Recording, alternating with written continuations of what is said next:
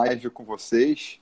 Na live de hoje eu tenho um convidado ilustre, meu grande amigo, parceiro, irmão de coração, o advogado de família Alex Finizola, justamente para a gente fazer esse bate-bola aqui entre gestão, comportamento e direito, que são três áreas fundamentais para uma empresa familiar. É o tripé que sustenta uma empresa familiar. Uma empresa familiar não consegue viver sem esse tripé. Então, nada melhor do que trazer o Alex aí para falar de direito e eu na parte de gestão e comportamento aí de empresas familiares. Alex, seja muito bem-vindo. Fique à vontade aí para se apresentar para as pessoas. Antes de tudo, meu amigo, muito boa noite. É um prazer imenso ter essa oportunidade aqui com você. Eu sou advogado, formado já há mais de meia hora, como diria meu pai. Formei lá atrás, em 2004. Eu sou especialista em direito de família, direito das sucessões, sou especialista em planejamento patrimonial e sucessório e tenho um especial carinho e apreço pelo vasto, pela gama absurda de empresas familiares. Até porque eu não preciso nem dizer isso para você, mas as pessoas que estão nos acompanhando podem até não ter ainda essa informação, mas aproximadamente 90% das empresas no Brasil são empresas com controle ou empresas familiares. Exatamente. Então, assim... Pessoal, alô, Alex? Agora voltou, vai. Não, eu só ia dizer que assim... Pensei que tivesse parado a live, aí eu ia prosseguir, mas continua. Não, só colocar aqui, realmente, é uma gama enorme de empresas dentro do Brasil. E mais importante que isso, a gente tem no Brasil uma péssima mania de esquecer que as pequenas e médias empresas são as responsáveis por 70% do faturamento interno e também altíssima retenção da massa de empregados. Então, são essas empresas que movem a economia e são essas empresas que garantem que as nossas famílias possam seguir produzindo e crescendo. Pessoal, começando aqui essa live, gostaria de fazer um pedido para vocês. Clique nesse coraçãozinho aqui que está aparecendo no aparelho de vocês, aqui no canto direito inferior. Nielson, muito prazer aí, muito bem-vindo. Clica aqui nesse coraçãozinho aqui no canto direito inferior do seu celular para impulsionar a nossa live para o Instagram. E nesse aviãozinho que tem aqui no meio, na parte inferior do seu celular, para poder compartilhar essa live aí no Instagram. São poucas pessoas na internet falando sobre empresas familiares e como a maioria das empresas é familiar, estão precisando desse tipo de conteúdo. Bem, as empresas familiares elas são tão importantes que, complementando o que o Alex falou, elas são as principais responsáveis pela arrecadação tributária e geração de renda e empregos. Portanto, o crescimento econômico no Brasil depende das empresas familiares. E a gente não tem ainda políticas públicas específicas para o desenvolvimento dessas empresas familiares. E no Brasil, pouco ainda se fala sobre empresa familiar. É interessante que, às vezes, eu chego com uma pessoa para falar sobre empresa familiar, ela nunca sequer, às vezes, escutou falar nessas duas palavrinhas, empresa familiar. E, às vezes, a própria pessoa trabalha com a família dela e ela nunca escutou. Peraí, Antônio Carlos, como assim empresa familiar? O que é isso? Fala de gestão de empresa familiar, o que é isso? Qual a diferença de gestão de empresa familiar e gestão de empresa não familiar? Então, essa ainda é uma novidade para as pessoas, falar sobre empresa familiar, então por isso que a gente está aqui, para poder expandir esse conhecimento, levar para um número cada vez maior de pessoas esse conhecimento de empresas familiares. Me apresentar, eu sou formado em Administração e Contabilidade, eu também me formei em 2004 como Alex, em Ciências Contábeis, em 2003 em Administração. Eu comecei a trabalhar na empresa do meu pai com 7 anos de idade, exatamente isso, 7 anos de idade. Eu ia ver meu pai dando aula de português para cursilhos pré-vestibulares. Ele tem um colégio que vai do maternal ao 2º grau. E, obviamente, eu não entendia nada do conteúdo, mas eu já entendia como ele engajava funcionários e alunos, que era algo lindo de se ver, a paixão dele pelo ensino e pela empresa dele. E quando eu não estava na sala de aula, assistindo às aulas dele, eu estava no escritório dele, vendo como ele despachava assuntos com fornecedores, alunos e professores. Ou então eu estava na gráfica da escola, vendo como era reproduzido o material didático e ajudando na distribuição desse material para os alunos em sala de aula. Ou então eu estava na sala dos professores servindo um cafezinho para os professores. E assim eu fui crescendo ao longo dos anos, trabalhando com meu pai. E um belo dia eu virei para o meu pai e disse: pai, a nossa empresa é familiar. Porque eu quis descobrir por que, que a nossa empresa passava por certas situações que outras não passavam. Aí eu descobri que a nossa empresa era familiar logo quando eu entrei na faculdade de administração. Mas o meu pai insistia: Antônio Carlos, a nossa empresa não é familiar. Deu, como assim, pai? Eu trabalho com o senhor e com as minhas irmãs. Como assim a nossa empresa não é familiar? A gente trabalha em família. Mas ele insistia: a empresa não é familiar. Aí depois eu fui descobrir que existe um outro tipo de empresa que se chama empresa multifamiliar, que aí é onde se enquadra o colégio do meu pai. Só que a empresa multifamiliar, ela é muito mais complexa do que uma empresa familiar. Uma coisa é você chamar a atenção do seu filho, outra coisa é você chamar a atenção do filho do seu sócio. Então você tem que tomar muito mais cuidado ainda numa empresa multifamiliar. Imagina na empresa do meu pai que são 4 sócios. Se uma, às vezes o problema já é enorme, imagina 4. Eles chegaram a criar uma faculdade e depois de 10 anos eles venderam a faculdade para a DeVry, que foi uma instituição americana que comprou depois o IBMEC, a Damásio de Jesus, entre outras instituições de ensino no Brasil. Mas até hoje o colégio está aí firme e forte no mercado, ganhando prêmios de liderança, de market share, de share of mind, melhor dizendo, e recebendo aí o reconhecimento do grande público. Então, eu estou dedicando a minha vida de levar essa experiência para empresas familiares, principalmente para herdeiros. Ajudar os herdeiros de empresas familiares a não passarem por essas situações que lá atrás eu não tive esse apoio e mal era falado sobre empresa familiar. Só um detalhe. Não vamos falar, não vamos usar essa nomenclatura. A gente conversou sobre isso. Uma conotação terrível. E a gente sempre tem que ter isso em mente. Inclusive, todos os que estão aqui na nossa live conosco, não estamos falando de herdeiros, mas sim de continuadores. Por quê? Porque a ideia é darmos sequência ao legado que foi criado pelo fundador. A nossa ideia é sempre, tanto eu pelo aspecto jurídico, quanto Antônio na parte gerencial, administrativa, trazermos instrumentos que permitam a este fundador e aos seus, continuadores, que essa empresa continue a crescer e a prosperar. A nossa ideia é exatamente essa.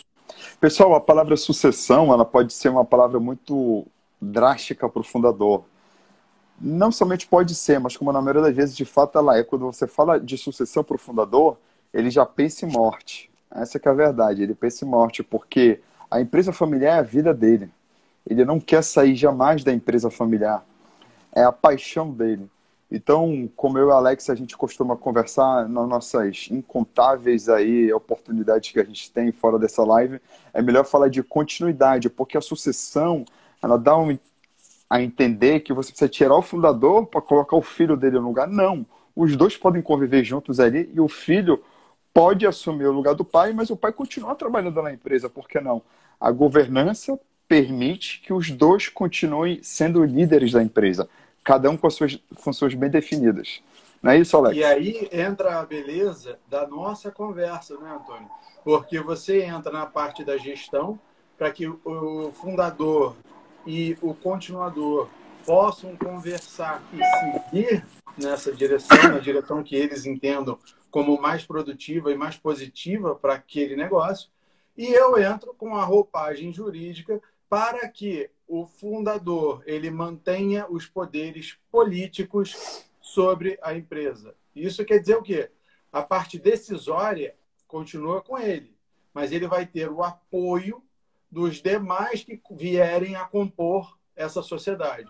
Então, você não tem a exclusão desse fundador, mas sim, na realidade, você tem um acréscimo de um colegiado, que é a grande beleza que, se a gente faz, né, Antônio? Nós fazemos o nosso trabalho de maneira boa, de maneira correta, esse colegiado se torna uma excelente, uma poderosíssima arma.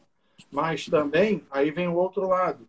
Se aquela família entende que ela é autônoma, ela tem capacidade exclusiva, capacidade plena, individual, para poder resolver como fazer a sucessão, ou pior, deixa que essa continuidade se dê de maneira natural, quantas e quantas vezes nós já vimos casos que essa continuidade sofre uma quebra? Com certeza. Essa quebra da continuidade remete àquele famoso ditado popular: pai rico, filho nobre, neto pobre. Então, tem estatísticas que dizem que apenas 5% das empresas familiares chegam à terceira geração. Por que tão poucas empresas familiares chegam à terceira geração? Por vários fatores. Falta de preparo nessa continuidade da empresa, falta de preparo na gestão, falta de preparo na parte jurídica, falta de planejamento, falta de preparo da empresa como se... Porque você não tem que preparar só a família, você tem que preparar também a empresa para essa continuidade. Porque quando há esse processo de continuidade, o que acontece numa empresa familiar? Vai mudar a cultura da empresa. Os colaboradores também precisam se adaptar a essa nova liderança, essa nova abordagem que está sendo trazida para essa nova fase da empresa familiar. Então não é assim, bora preparar o continuador, então bora preparar a empresa juridicamente, mas bora preparar a gestão e principalmente a cabeça das pessoas. Até para as pessoas não terem uma resistência à mudança tão grande, para elas poderem absorverem melhor a importância dessa continuidade e de todo esse processo de que a empresa está passando por reestruturação. Pessoal, se vocês tiverem aí algum comentário, alguma dúvida, uma pergunta, podem ficar à vontade para colocar aqui embaixo. E para quem entrou depois, cliquem aqui nesse aviãozinho aqui no meio aqui do seu celular para compartilhar nossa live para várias pessoas aí. E já tem gente também clicando no coraçãozinho aqui, ó, para impulsionar nossa live para o Instagram. Então, mandem bala. Beleza? Então é isso, né, Alex? Como primeira consideração, a gente pode falar que é basicamente isso. Gostaria de aproveitar, dar um salve para todo mundo que está aqui nos acompanhando. É um prazer imenso poder me dirigir a cada um de vocês. Eu sei que esse horário é o horário que a gente começa a pensar em aproveitar para poder descansar e ter que falar um pouquinho de direito e de administração. Embora possa parecer chato, gente, é a melhor coisa do mundo. Conhecimento é poder. Antônio, deixa eu te fazer uma pergunta. Fala. Você que é bom nessa questão, por que as pessoas interpretam os fatos de maneiras diferentes? E como que isso influencia dentro de uma empresa? Cara, tu ficou curioso porque eu te falei hoje à tarde, né? Pô, se eu responder essa tua pergunta na íntegra, a live toda vai ser só sobre isso. Bem, o Alex levantou essa questão aí, pessoal, comigo, porque na vida, e principalmente numa empresa familiar, às vezes a gente está diante do mesmo fato na nossa frente, mas cada pessoa interpreta de uma maneira diferente. É como se você estivesse assistindo um filme com a sua esposa, o seu marido do seu lado, e no dia seguinte você conta o filme para alguém de uma forma e a outra pessoa diz assim: ué, tu assistiu o mesmo filme do que eu?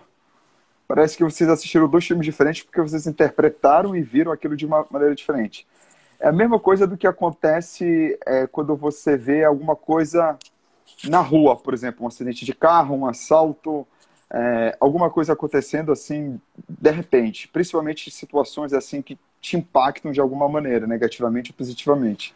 Então as pessoas tendem a interpretar de formas diferentes e a PNL, a Programação Neurolinguística, explica muito isso.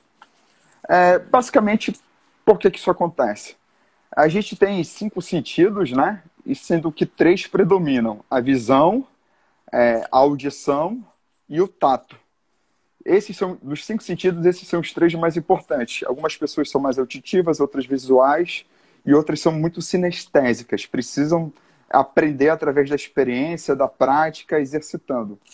E esses sentidos, eles servem como filtros para poder esse estímulo que o ambiente nos dá, esses sentidos, eles filtram esses estímulos até chegar na nossa mente e a gente processa e digere esses estímulos de uma maneira, até ter uma conclusão sobre ele.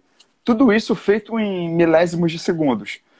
Por que esses filtros fazem isso com a gente? Porque serve para nos proteger. Porque se a gente recebesse todos os estímulos exatamente como eles são do ambiente externo, a gente ficaria enlouquecido e a gente não ia aguentar tantos estímulos acontecendo do ambiente externo e entrando na nossa mente ao mesmo tempo. Então, falando de uma maneira assim bem rápida e simples e resumida, é assim que acontece. Mas geralmente eu passo aí uns 50, 60 minutos explicando melhor sobre isso. Então, quando tu começa a entender como o cérebro humano funciona, você se coloca no lugar da outra pessoa e você pensa duas vezes antes de você falar alguma coisa para ela dentro da empresa. Principalmente porque na empresa você tem que tomar muito mais cuidado em como você vai falar, porque lá na empresa você está misturando emoções e razões, e principalmente emoção. Assim, eu costumo dizer que você tem que tomar muito cuidado e não ser racional demais dentro de uma empresa familiar, não ser super racional. Às vezes você tem que ser muito emotivo, não como um membro de uma família, mas você tem que ter muita emoção para você poder se conectar com aquelas pessoas que vivem dentro da empresa familiar e saber o que se passa ali, principalmente entre as linhas ali, as mensagens subliminares que as pessoas estão querendo te transmitir. Porque você não pode trabalhar numa empresa familiar somente olhando do ponto de vista racional. Tem uma série, eu não sei se você já assistiu, Uhum. e Raquel e eu, a gente está na quarta temporada, parou na quarta porque não lançou a quinta ainda. This Is Chamada de Us? The Affair. Já ouviu falar? Ah, não. The Affair, não. Cara, assista. The Affair Ah. é o quê? É uma série que o episódio ele é dividido em duas partes. A primeira parte é o ponto de vista de uma das personagens e a segunda parte é aquela mesma história, aquela mesma narrativa sob o ponto de vista da outra personagem. E é Olha que legal. exatamente isso que a gente está conversando. O interessante é o quê? Porque você consegue captar essa diferença de capacidade de retenção de informação. Sim, Luiz, é no Netflix. The Affair. Assiste, é maravilhosa. Não assiste com seus filhos perto, não, que ela é um pouquinho pesada. Para o americano, ele chama de PG-18. Então, assim, é a partir dos 18 anos. Mas é muito boa. Vale a pena assistir. Mas por que eu estou falando de The Affair? Justamente o quê? Os nossos colegas que aqui estão, eu tenho certeza que muitos vão entender. Eu falo dos colegas, os meus colegas advogados, por sinal, aos meus ilustres membros, co-irmãos da ABA CPC do Rio de Janeiro. Muito prazer, muito bom tê-los aqui conosco. Dentro do direito, toda a matéria ela tem que ser analisada com um olhar subjetivo. O que eu quero dizer com isso? A lei ela é uma só. A lei é a letra fria da lei. Se a gente pegar a letra fria da lei, está lá. Não mata. Ou seja, existe o crime de homicídio. Matar alguém. Uhum. Tá? E é o único crime que qualquer um tá sujeito, é possível que venha a incorrer nele. Mas por que eu estou falando de homicídio se a gente está falando de empresa? Motivo simples. Todo mundo é capaz de cometer um excesso, qualquer que seja ele. O excesso mais drástico, mais alto, mais violento é justamente o homicídio. Mas dentro de uma empresa, quantas pessoas aqui já ouviram falar em desvios? Ou vamos fazer uma coisa simples, exemplo banal. Não vamos falar em desvio, vamos falar assim. O cara ele tem o direito ao voucher de táxi. Tá? Isso aí eu estou falando da minha época de estagiário. No escritório, a gente recebia os vouchers para poder andar de táxi, porque tinha que ficar circulando muito e tal. Quantos dos meus colegas emitiam o voucher, pegavam o dinheiro e botavam no bolso? Estagiário. Não eram membros do escritório, mas faziam parte, não eram membros, que eu digo assim, não faziam parte da sociedade, mas eram empregados, né, como estagiários. Agora imagina isso dentro de uma empresa, que acontece. Agora imagina isso dentro de uma empresa familiar. Para a letra fria da lei, é muito simples. É só botar o cara para fora, ponto, acabou. Se ele é sócio, se ele é filho do sócio, como que você vai fazer isso?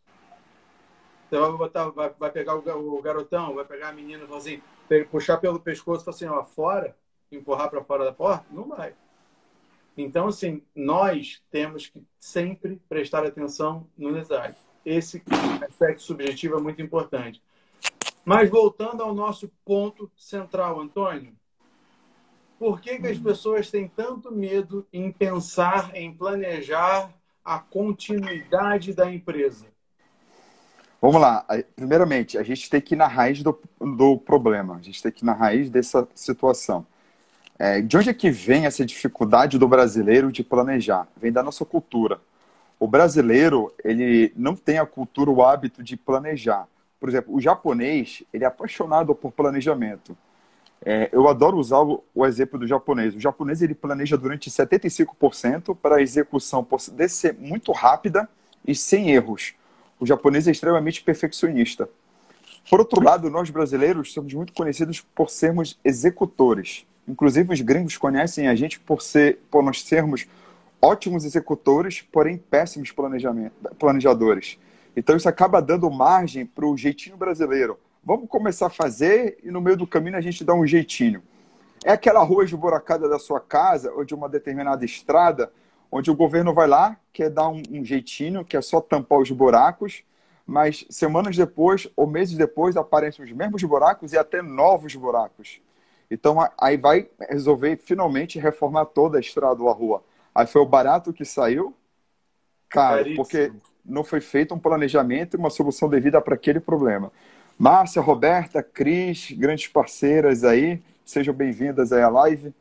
Então, muito do que acontece com o brasileiro é isso, ele não gosta de planejar porque não está na nossa cultura, é problema cultural mesmo, é problema histórico, então isso daí é uma coisa muito preocupante. E o brasileiro também tem aquela outra cultura de sempre deixar as coisas para cima da hora. E o melhor exemplo que a gente tem disso, por exemplo, agora eu vou fugir do assunto, é quando a gente vai ver nas vésperas do Natal as filas enormes de carros entrando nos shoppings para que os brasileiros comprem os presentes em cima da hora. Então eu estou apenas dando um exemplo bem simples que ilustra isso, que o brasileiro não gosta de fazer as coisas com antecedência. Agora eu vou trazer para a minha área, na verdade, para o meu escopo da nossa área. O brasileiro não gosta de se planejar, tá? Essa ideia de planejamento é algo muito complexo para o brasileiro. Em especial porque ninguém gosta de contemplar a sua própria finitude. Bonito isso, né? Não é muito mais elegante do que a gente falar da morte? A gente tem que falar dessa finitude. Infelizmente, é a única certeza que todos nós temos. Uma hora não estaremos mais aqui. E o que você pretende fazer em relação a isso? Dentro de uma empresa, nós temos vários instrumentos que podemos lançar mão. Dentro de uma família, temos muitos instrumentos que podemos lançar mão. Um deles, inclusive, eu tive a feliz oportunidade de conversar com a doutora Daiane mais cedo, e enquanto a nossa conversa fluía, nós esbarramos no contrato de doação. O contrato de doação é um contrato firmado entre duas partes maiores e capazes, na qual um deles passa um quinhão do seu patrimônio para outro. Só que esse contrato de doação ele tem certas peculiaridades. Quais são? Existe um limite do que pode ser doado à luz do direito civil brasileiro. O que é isso? A pessoa que vai fazer a doação, ela não pode avançar, primeiro, no que compõe a sua disponível e a sua legítima. O que é isso? Metade do seu patrimônio vai ter que ficar para os seus herdeiros. Herdeiros na forma do artigo 1829 do Código Civil, que são descendentes, filhos, ascendentes, pais, descendentes de segunda linha, netos e avós, ou colaterais. O colateral, ele não é de sucessão obrigatória. Então, a gente está falando só dessa linha primária, tá? Para cima, para baixo de novo. Qual é o problema?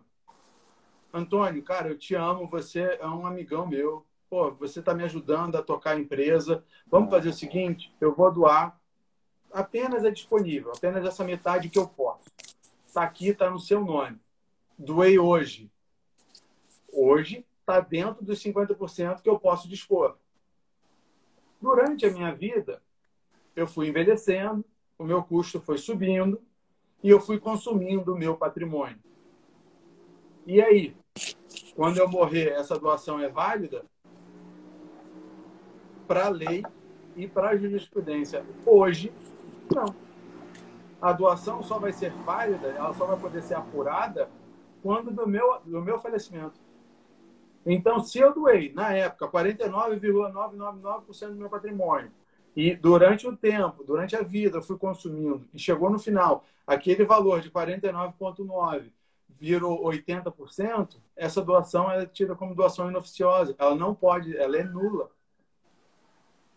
Então, por que eu estou tocando nesse assunto, que é um assunto que, para mim, eu acho muito interessante? As pessoas têm que estar muito bem assessoradas para entender o que, como e qual o alcance do que pode e deve ser feito.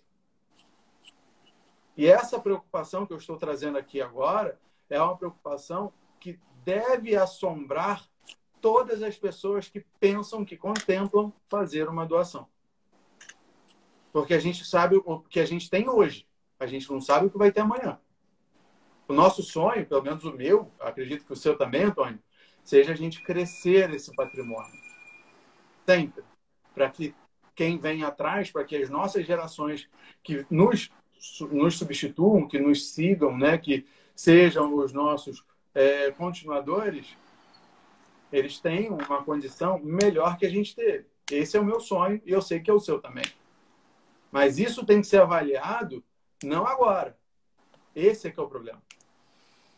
Por isso, muito importante que todas as pessoas que vão fazer um planejamento, primeiro, faça. Planejamento é extremamente importante. Você sai da maldição que se chama inventário. Inventário é um negócio arcaico, horroroso, feio, lento, custoso, que vai consumir no mínimo 20% do patrimônio que vai ser herdado. Pelo tempo, pelos valores, pelas custas, enfim. Se você faz o planejamento, esse valor despenca, cai muito. Mas tem que ser bem feito, você tem que estar bem assessorado. Essa preocupação é uma preocupação muito importante. É uma preocupação que hoje, doutora Daiane e eu, discorremos brevemente, meia hora de conversa, e realmente chegamos à mesma conclusão, que infelizmente, as pessoas hoje não têm essa preocupação e quando a têm, não costumam se debruçar sobre todos os pontos.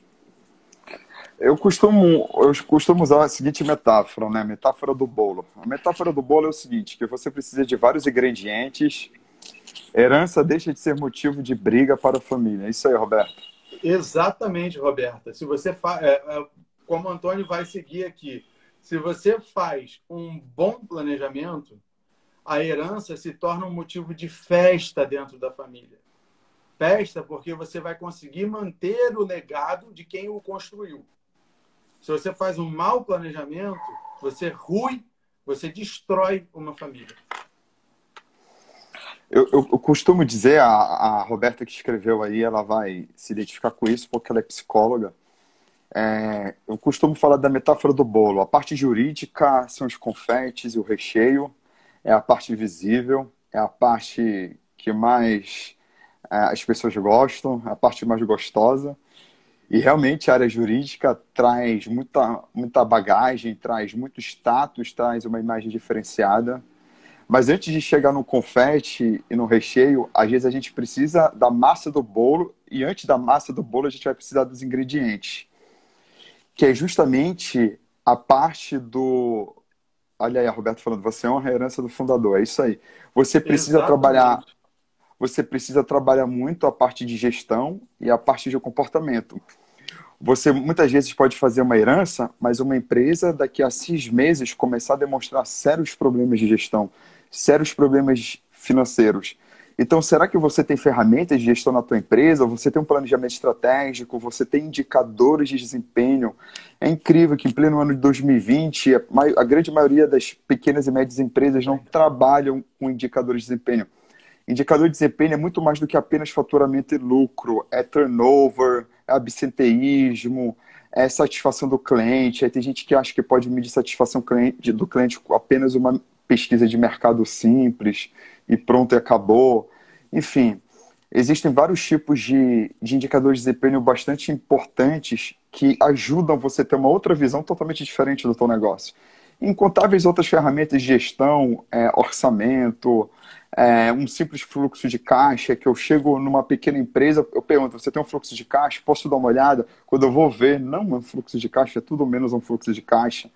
Enfim, então, assim, é muito importante, eu falei para o Alex, com certeza essa parte jurídica ela é fundamental, resolve conflitos, por isso que o Alex é o meu parceirão, mas eu ainda acho que as empresas precisam se preocupar com a parte de gestão, precisam administrar bem o seu legado, porque essa parte jurídica não necessariamente, pode ser que proteja a parte gerencial da empresa ou não, depende do contrato e dos acordos que foram sendo feitos, e principalmente a parte de comportamento. E, gente, quais são as empresas familiares mais comuns? São aquelas empresas familiares de marido e mulher sem filhos, ou empresas de marido e mulher, ou só do homem ou da mulher, mas com filhos. A gente tem que tomar muito cuidado, principalmente com essa relação entre pais e filhos. Aquela coisa mais cedo que a gente estava falando aqui sobre as diferenças de interpretações, rola solta entre pais e filhos, que são gerações diferentes. Por falar em gerações, deixa eu falar aqui uma coisa para vocês. Nós temos, às vezes, várias gerações trabalhando numa empresa familiar.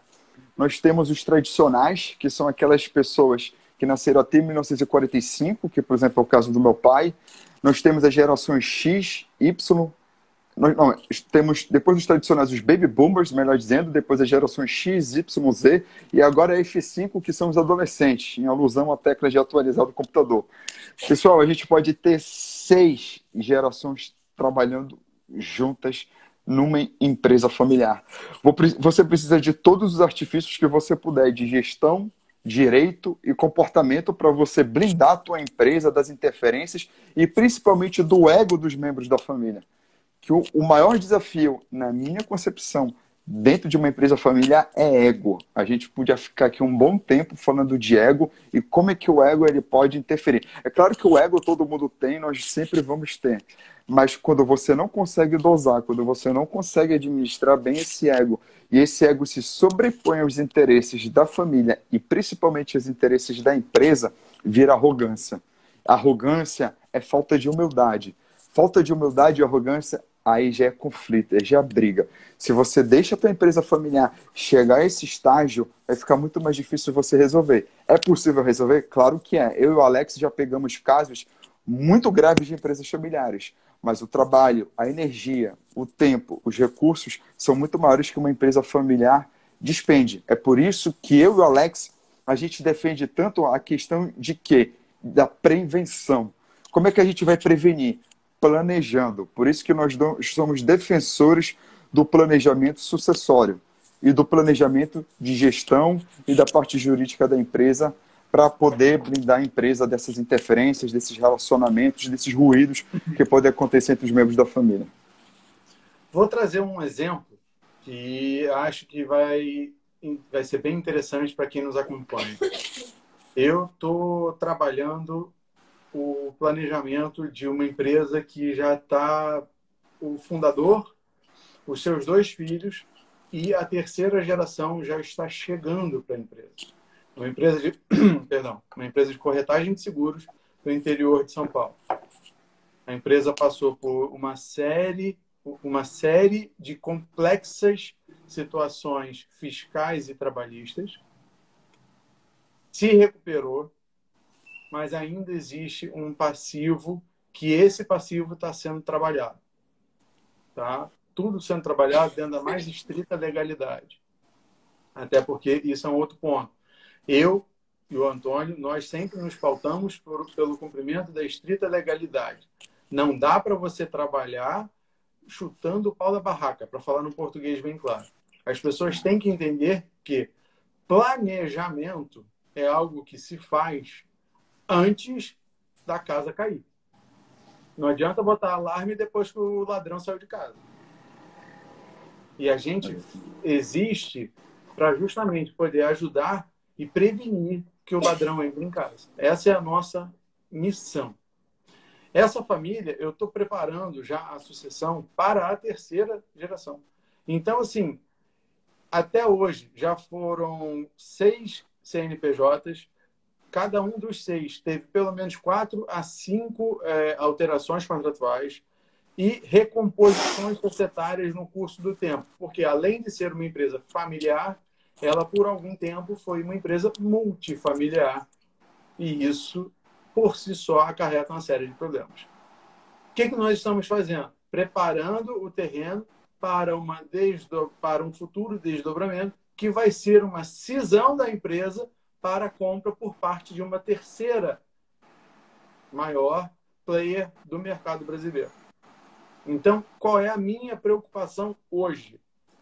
A família me diz, eu quero vender porque eu não quero mais continuar com este negócio. Peraí, mas você não quer continuar nesta área de negócio? Não, essa área eu não quero continuar com este negócio. Então tá bom, então vamos preparar para que essa operação saia, mas que vocês possam ter uma nova operação. Por que eu estou falando isso? Doutora Saera vai saber muito bem o que eu estou falando. Doutora Saera é uma das mais notáveis advogadas de propriedade intelectual. PI, nessa área, vai conversar também. Por quê? Se eu estou vendendo a minha participação em um determinado foco de mercado, a princípio, eu não vou poder entrar de volta nesse mercado. A não ser que haja uma autorização neste contrato. A verdade é, o que a lei não veda é permitido. Só que a regra é, quem está comprando vai comprar aquela participação. Então, vai querer botar quem está ali para fora. Se você vendeu o seu mercado, é igual ponto de loja. Você vendeu aquela loja que é famosa. Se aquela loja é famosa, você está vendendo a sua clientela junto, concorda? É o ponto comercial. Você está vendendo tudo. Ah, não, olha só, o nome é meu, o ponto é meu, mas você só vai ficar com a loja. Não existe isso. Por quê? Porque já existe uma identidade, já existe uma fidelização da sua clientela. E é exatamente isso que eu estou tomando muito cuidado para poder permitir que o negócio futuro aconteça sem esse conflito. Com certeza. A Roberta aqui falou sobre o que eu estava falando anteriormente. Profissionalização bem importante, você está apontando, Antônio. O Luiz, empresários do passado não pensam nisso. Para a maioria, o que importa é o lucro. Exatamente, Luiz. Aí depois, quando a empresa entra em dificuldade, não se sabe por quê. Começa a reestruturar a empresa, demite funcionário, tira alguns produtos, coloca novos, faz uma geral na empresa, mas não faz mais o importante, que é cuidar dessa estrutura da empresa do jeito que nós estamos comentando aqui na live. Deixa eu ver se tem outros comentários. Pessoal, fiquem à vontade aqui para fazer comentários, tirar dúvidas de vocês, tá bom? Muita gente aí entra depois. Compartilha também essa live nesse aviãozinho que está aqui no seu canto inferior do celular. Eu estou trabalhando atualmente com um mentor de empresa familiar. Eu fiz uma postagem hoje nas minhas redes sociais que é justamente sobre isso. Qual é uma dificuldade do continuador, não é isso? Não é o herdeiro, é quem vai continuar, vai dar prosseguimento ao patrimônio da família. Geralmente, nós que trabalhamos com os nossos pais, no meu caso, eu trabalhei com meu pai, a gente entra em conflito, um conflito interno dentro da gente, porque a gente não quer sair da empresa, da nossa família, mas, ao mesmo tempo, a gente quer e não quer, porque se a gente sair, a gente vai ser considerado traidor, como eu contei aqui na minha história de vida no início da live, que aconteceu com meu pai. Ou a gente quer trabalhar numa multinacional, ou a gente quer trabalhar abrindo o nosso próprio empreendimento.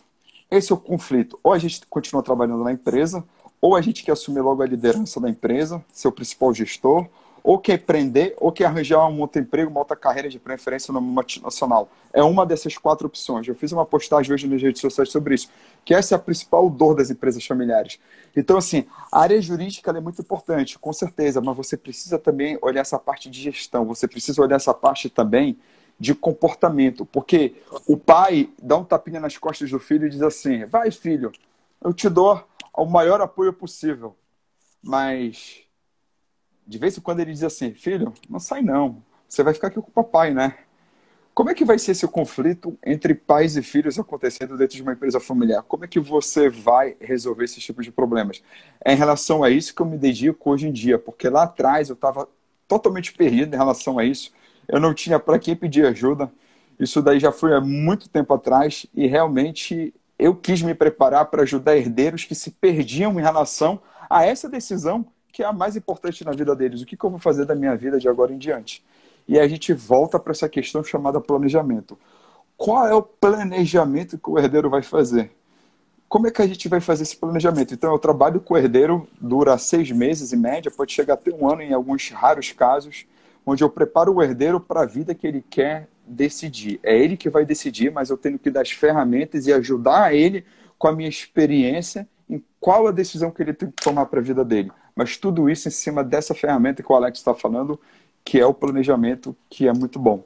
Obrigado aí, Vanessa, pelo carinho. Inclusive, eu lembrei agora, já que o Alex deu aí uma dica de filme, eu vou dar uma dica também, mas é de um documentário.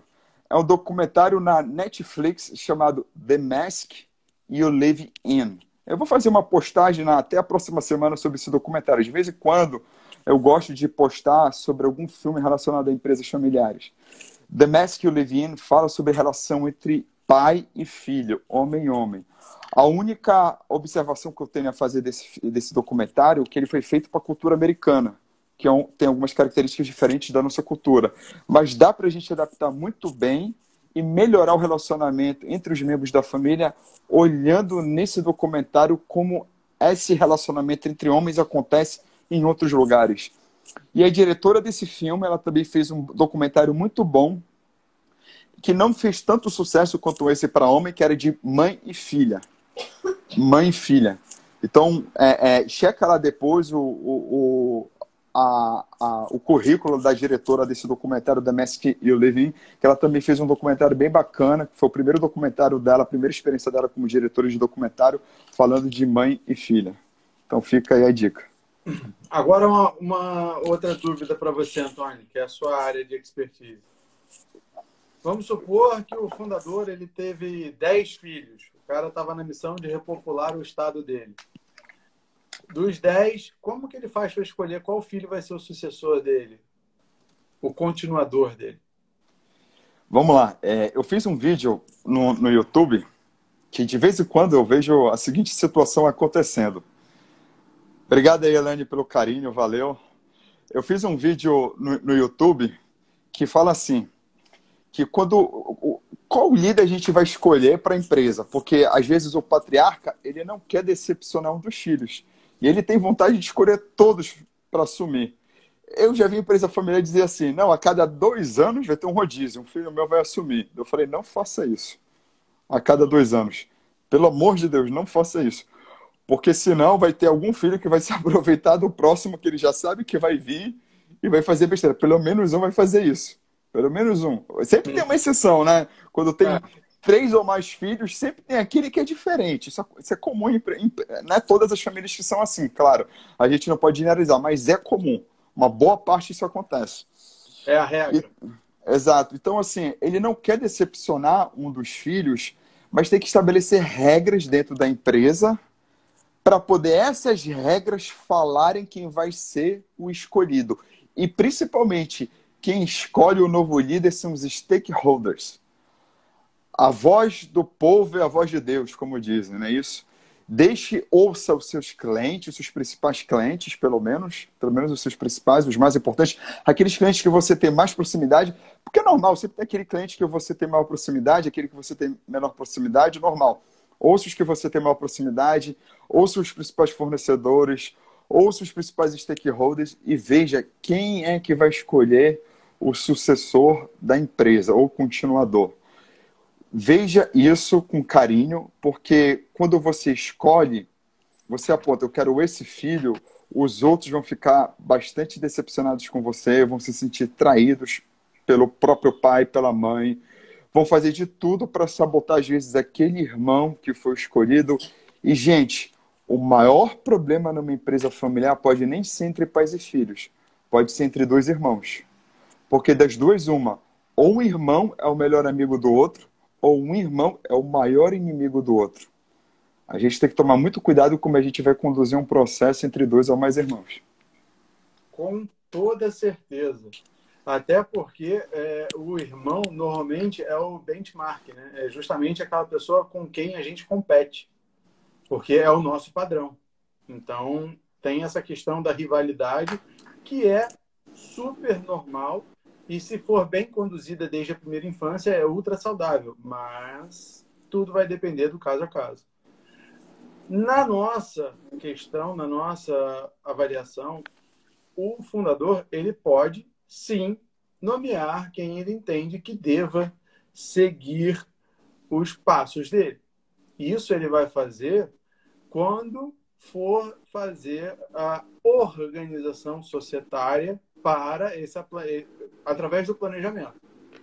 Eu digo organização societária por quê?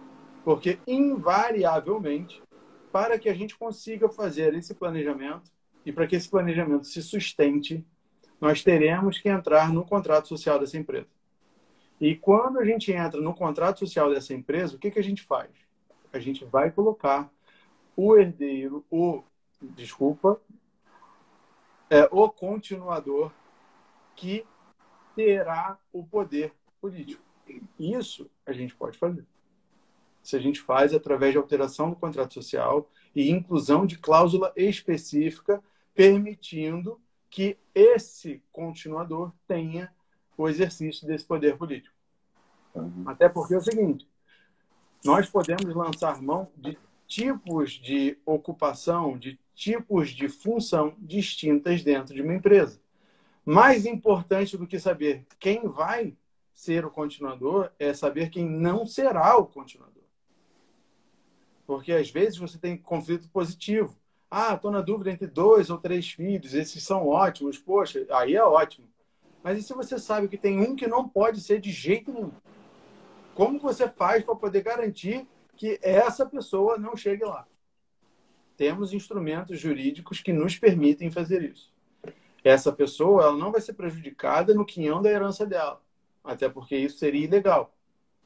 Mas nós conseguimos, sim, proteger o legado, proteger a noção, o patrimônio que foi constituído e fazer com que haja a sequência da presença do fundador. Eu digo presença porque aquela empresa, ela perdura. Luiz, obrigado aí pela mensagem, pelo carinho. A Aline escreveu aqui, eu acho que o conflito entre os irmãos normalmente é maior do que com o pai, com certeza. Isso daí acontece pra caramba. Para poder, sabe por que isso acontece, Aline? Para poder disputar a preferência do pai. Eu sou filho preferido do papai, então eu quero mostrar isso. Para isso eu preciso destruir o meu adversário. Inclusive, deixa eu contar para vocês um caso bem rápido que aconteceu. Eu postei isso aí no Instagram. Depois olhem lá o vídeo de um âncora da CNN entrevistando o próprio irmão dele, o governador de Nova York e o âncora da CNN. Isso. O governador lá de Nova York mudou de assunto, começou a falar de assuntos pessoais e falou na cara do irmão, ao vivo e a cores. Eu sou o filho preferido da mamãe. Aí o âncora da CNN se emocionou na hora, deu para perceber. Ele disse, não existe o filho preferido da mamãe. E você tem que ligar para a mamãe que faz tempo que você não liga e ela está reclamando. Aí foi um bate-boca entre os dois. Imagina, isso ao vivo, pessoal. E a Lilian dizendo aqui, observei isso em uma clínica onde trabalhei, a família toda trabalhava ali. O quebra-pau era sempre entre os 3 irmãos. Exatamente. Quando há filhos do mesmo sexo, por exemplo, entre 2 irmãs, entre 2 irmãos, de novo, a gente não pode dizer que todas as empresas familiares são assim. Mas que eu tenho visto que, pelo menos em boa parte das vezes, é mais comum a competição ser maior quando é com 2 irmãos do mesmo sexo. E quando é um filho do mesmo sexo do fundador da empresa familiar, a competição também é maior. Porque o filho homem, ele quer mostrar para o pai que ele é melhor e que ele consegue superar o pai. E que ele tenha a devida formação acadêmica e, às vezes, ou não, profissional, que o pai lá atrás não teve. Mas mesmo assim, o pai criou um império sem ter a metade ou sequer ter 10% da formação que o filho que ele teve a oportunidade de proporcionar ao filho. Mas isso existe. O pai realmente, o filho, ele quer muitas vezes desbancar o pai, e às vezes isso acontece entre mulheres também, a filha querendo desbancar, mostrar que ela é melhor do que a mãe. Isso pode acontecer, e a gente tem que tomar muito cuidado com isso. E muitos filhos e pais fazem isso, entram nesses conflitos inconscientemente, sem saber que isso pode acontecer somente pelo fato deles serem do mesmo sexo e por uma questão de ego e vaidade do filho querendo mostrar que ele é melhor do que o pai, ou da filha querendo mostrar que ela é melhor do que a mãe. Bom e velho complexo de Édipo e de Electra, né? Isso Exatamente. aí não tem para onde correr, já existe desde a época da Grécia. Infelizmente, a gente evolui, mas não avança, né? Ou avança, mas não evolui. Eu falo isso no 6º capítulo do meu livro. Isso aí que você acabou de falar, complexo de Édipo e Electra. É isso aí. Pessoal, deixa eu mostrar aqui para vocês, ó. Esse aqui é o livro do John Davis, o maior especialista em empresas familiares do mundo. Eu acho que você nunca viu, né, Alex? Eu nunca te mostrei. Esse aqui é o autógrafo dele, que eu tive a oportunidade de fazer um curso com ele para Antônio John Davis. Foi um dos momentos mais bacanas da minha vida, que além do curso que eu fiz dele, eu tive um tempo a sós com ele, que claro que eu me aproveitei para sugar o máximo do conhecimento dele, bater uma foto e ainda pegar o autógrafo. Fazer barba, cabelo e bigode. Muito bom. Eu só quero dar uma última palhinha, que é o seguinte. O universo jurídico nos permite instrumentos que garantam as escolhas do fundador. Essas escolhas, óbvio, você tem limites impostos pela lei. Mas esses limites são muito menores e permitem muito mais escolhas por parte do fundador que as pessoas normalmente pressupõem. E mais do que isso, é importante que as pessoas procurem um advogado, em especial alguém que seja capacitado na parte de planejamento. E eu falo planejamento não apenas o sucessório, mas o patrimonial também, porque a gente está lidando com o patrimônio dessa família, a gente está lidando com a sequência desse patrimônio, né? Então, a gente tem que ter alguém que conheça os meandros, os cinzas da lei, né? Que a lei tem muito preto e branco, mas a gente tem que conhecer o cinza. O cinza é legal, é permitido e temos que explorar. Por que temos que explorar? Porque são as liberalidades que a lei permite. É possível você determinar quem vai ser o sócio, que vai ter o poder político. É possível você determinar através de acordo de cotistas, através de acordos familiares, quem serão as pessoas que vão poder entrar, quem serão as pessoas que não vão poder entrar nessa empresa, como que vai ser feita essa restrição, como que vai ser feita a compra do direito sucessório de determinada pessoa para que ela não componha aquele quadro societário. Existem muitos instrumentos da parte do mercado financeiro que devem ser contemplados para que a gente possa fazer um bom planejamento sucessório. E mais do que isso, o planejamento sucessório bem feito, ele inclusive durante a vida gera lucro, porque ele otimiza o impacto tributário em determinadas operações. Então, é um instrumento que, quando bem prestado, quando bem utilizado, ele gera vantagens ab início, na hora da sua criação. A gente tem que tomar cuidado com uma coisa em empresa familiar que se chama legitimidade. Porque o fundador, e principalmente o filho dele, pode querer fazer o que ele quiser dentro da empresa familiar. O filho, inclusive, ele pode usar alguns artifícios da legislação para desbancar o pai e assumir a empresa da família. Mas não tem nada de errado ter ambição, ter o desejo de assumir o lugar do pai. Mas tem que tomar cuidado em como fazer isso. Será que ele vai ter a legitimidade dele conquistada dentro da empresa? Será que os funcionários não olham para o filho como apenas o filho do dono? Eu costumo dizer o seguinte, que você entra na empresa pelo fato de ser parente, mas você se mantém pela sua competência. Então, assim, você entra na empresa, você já cria um rótulo chamado filho do dono. Toma muito cuidado com isso, e você tem que conquistar a sua legitimidade dentro da empresa. O seu respeito, o seu espaço diante dos colaboradores, diante dos demais stakeholders, e você tem que saber como fazer isso dentro da empresa familiar. E você precisa de uma consultoria também, ou de uma mentoria, de uma simples mentoria, para saber como é que você vai fazer isso. Exato. Você pode dar um passo falso na sua empresa e você se queimar fácil. Porque tudo que você faz na empresa familiar vai estar sendo observado pelos stakeholders. E as pessoas vão estar o tempo todo te avaliando se você está realmente lá por competência ou se você está lá apenas para ter um emprego, um salário, ou porque você é filhinho de papai. Você tem que tomar bastante cuidado com isso. E outra coisa é no desafio que eu falei anterior, que é uma das maiores dores do herdeiro. Você quer assumir a liderança, quer continuar como executivo, você quer empreender ou você quer ter uma carreira fora da empresa? Alex, eu vou começar aqui a fazer as considerações finais, que o Instagram acabou de me mandar uma mensagem que daqui a 2 minutos, ele manda mensagem quando falta 2 minutos, que está finalizando a live. Pessoal, um grande abraço a todo mundo. Muito obrigado por vocês terem assistido aqui a nossa live. Eu já estou digitando aqui meu celular para vocês. Eu tenho um grupo gratuito no WhatsApp, onde eu posto conteúdo todos os dias de empresas familiares, tiro dúvidas de empresários. Vai ser um prazer ter vocês lá. Podem entrar comigo em contato aí no WhatsApp ou então me seguir aqui no Instagram e me mandar uma mensagem no direct. Alex, faça aí as suas considerações finais. Antes de tudo, Antônio, muito obrigado pela oportunidade. É sempre um prazer imenso poder conversar com você, meu amigo. Aprender sempre. E muito obrigado a todo mundo que esteve aqui conosco.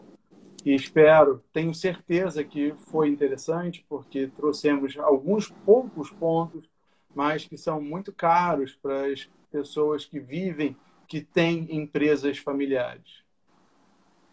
É isso aí. Felipe, um abraço. Um beijo no coração de todo mundo que nos assistiu. Boa noite para todo mundo, pessoal. Tchau, tchau.